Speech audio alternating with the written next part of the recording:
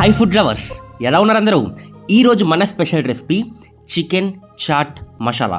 ఇది మీరు బయట రెస్టారెంట్స్లో టేస్ట్ చేసే ఉంటారు. అయితే మన వీడియో స్పెషల్ తెలుసు కదా, మీరు ఇంట్లో ఉండి మీకు కావాల్సినప్పుడు తినాలనిపించినప్పుడు ఇంట్లోనే ఈజీగా ఈ ఫ్రై అనేది చేసుకునేటట్టు స్టెప్ బై స్టెప్ మీకు ప్రతి స్టెప్ కూడా చూపించాను. మొత్తం చూడండి, ఎక్కడ స్కిప్ చేయొద్దు. ఆగండి, ఇంకొక చిన్న విషయం, ఇది మీరు ఈ రెసిపీ అనేది ఈ టైంలోనే చేసేసుకోవాలి. ఎందుకంటే బయట మనకి వెదర్ చూసుకుంటే డైలీ చాలా చల్లగా ఉంటుంది కదా, వానలు అనేవి పడుతూ. ఈ టైంలో కనుక మీరు చేసుకుని తింటే దీని టేస్ట్ అబ్బా అనాల్సిందే. ఇక లేచకుండా ప్రాసెస్ స్టార్ట్ చేసేద్దామా? ఇక్కడ మొక్క చూస్తేనే నోరూరిపోతుంది కదా. మీ దగ్గర ఒక 40 నుంచి 50 నిమిషాలు టైం ఉంటే సరిపోతుంది. నేను క్లియర్గా చూపించాను, చూడండి. సేమ్ ఇదే విధంగా చేసుకోండి. వీక్లీ 2 టైమ్స్ అన్న చేసుకుని తింటారు, అంత బాగుంటుంది ఈ చికెన్ చాట్ మసాలా అనేది. లేచకుండా ప్రాసెస్ స్టార్ట్ చేసేద్దాం. ముందుగా మనకు కావాల్సిన ఐటెం ఏంటి? చికెన్. ఇది లేకుండా ఐటెం అనేది అవ్వదు. 1/2 kg చికెన్ అయితే తెచ్చుకున్నాను. ఈ చికెన్ అనేది బాగా కడగండి, ఒక 2 నుంచి 3 సార్లు బాగా కడిగి వాటర్ మొత్తం వంపేసి ఈ విధంగా తీసుకోండి. ఇందులో నేను 1 స్పూన్ ఉప్పు వేసాను, 1 స్పూన్ కారం వేసాను, 1 స్పూన్ గరం మసాలా వేసాను, 1 స్పూన్ ధనియాల పౌడర్ వేసాను. వీటితో పాటు ఇది మెయిన్ అండి, 1 స్పూన్ చాట్ మసాలా అయితే వేసాను. చాట్ మసాలా మీకు బయట దొరుకుతుంది, ఒక 10 రూపీస్ 15 రూపీస్ ఇలా ఉంటుంది. దీంతో పాటు లాస్ట్లో వేసాను కదా, ఇది బ్లాక్ పెప్పర్ పౌడర్ అండి. నార్మల్గా మీ దగ్గర మిరియాలు ఉన్నా సరిపోతుంది, లైట్గా మీరు మిక్సీ పట్టేయచ్చు. నల్ల మిరియాలు ఉంటాయి కదా, దాన్ని మిక్సీ పట్టేసి ఇప్పుడు బాగా మసాజ్ చేయాలన్నమాట. ఎలా ఉండాలంటే ఈ మసాజ్ అనేది మొత్తం ప్రతి ముక్కకి కూడా మనం వేసిన మసాలా అనేది బాగా పట్టాలి. మసాజ్ అంటే ఏం లేదండి, బాగా కలపాలని చెప్తున్నాను. సో కలిపిన తరువాత, బాగా కలిపేసిన తర్వాత ఇందులో ఆయిల్ అనేది వేస్తున్నాను లాస్ట్లో. ఆయిల్ ఎందుకు లాస్ట్లో వేసాను? స్టార్టింగ్లో వేయొచ్చు కదా, స్టార్టింగ్లో వేయకూడదండి ఆయిల్ అనేది.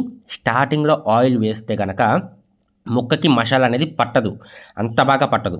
సో బాగా కలుపుకుని దాని తర్వాత ఆయిల్ వేసుకోండి, మీకు బాగా ఊరుతుంది ముక్క అనేది.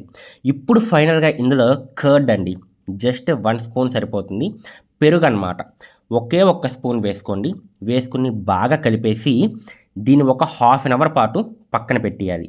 ఫ్రెండ్స్, ఇక్కడ మీకు ప్రతి స్టెప్ అర్థమవుతుంది కదా, మీకు ప్రతి స్టెప్ అనేది క్లియర్గా అర్థం అవ్వాలని చెప్పేసి క్లియర్గా చూపిస్తున్నాను. వీడియో మొత్తం చూడండి, సేమ్ ఎగ్జాక్ట్గా ఇలాగే చేయండి. మీకు రెస్టారెంట్స్లో ఎలాగైతే మనకి చికెన్ పీస్ ఉంటుందో, చికెన్ పీస్ రెస్టారెంట్లో ఎలా ఉంటుంది, చాలా మెత్తగా స్పాంజీగా ఉంటుంది కదా, సేమ్ అలాగే వస్తుంది. ఇప్పుడు మనం మొత్తం అంటే మ్యారినేట్ చేసాం కదా, అంటే మసాలాస్ అన్నీ వేసాం. ఇది మ్యారినేట్ అవ్వాలండి, అంటే బాగా ఊరాలి.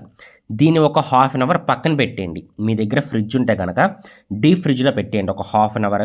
మీకు ముక్క అనేది చాలా మెత్తగా అవుతుంది. ఫ్రిడ్జ్ లేకపోయినా పర్వాలేదు, మూత పెట్టేసి ఒక్క 1/2 అవర్ పక్కన పెట్టేయండి. ఓకే, నాకు 1/2 అవర్ అయితే అయిపోయింది. ఇప్పుడు ఇందులో ఒక మెయిన్ ఇంగ్రీడియంట్ అండి, ఇలాచీ. ఇది లేకుండా టేస్ట్ బాగుంటుంది, బట్ ఇది వేస్తే కనుక నెక్స్ట్ లెవెల్ టేస్ట్ వస్తుంది. ఇలాచీ ఒక 2 ఇలాచీ తీసుకుని లోపల మనకి ఇలాచీలో సీడ్స్ ఉంటాయి కదండి, విత్తనాలు ఉంటాయి కదా, అవి బయటికి తీసేసి పౌడర్ చేయండి. జస్ట్ దంచండి, మీకు పౌడర్ అయిపోతుంది.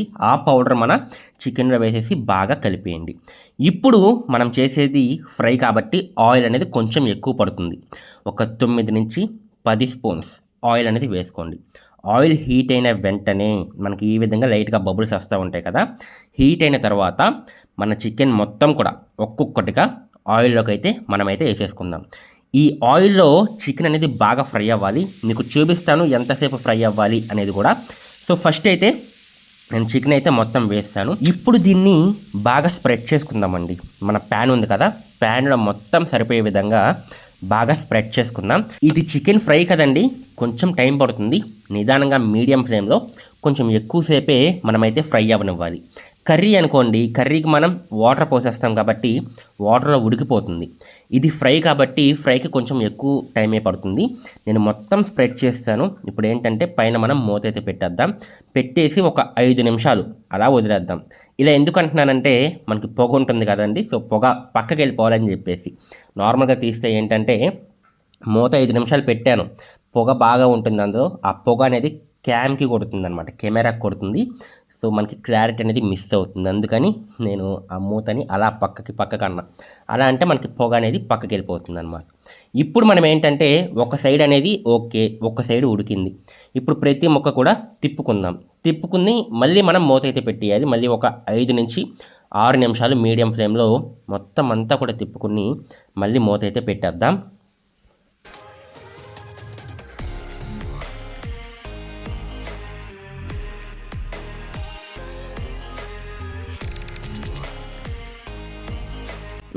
నాకు 5 నిమిషాలు అయితే అయిపోయిందండి. మూత అయితే తీస్తాను.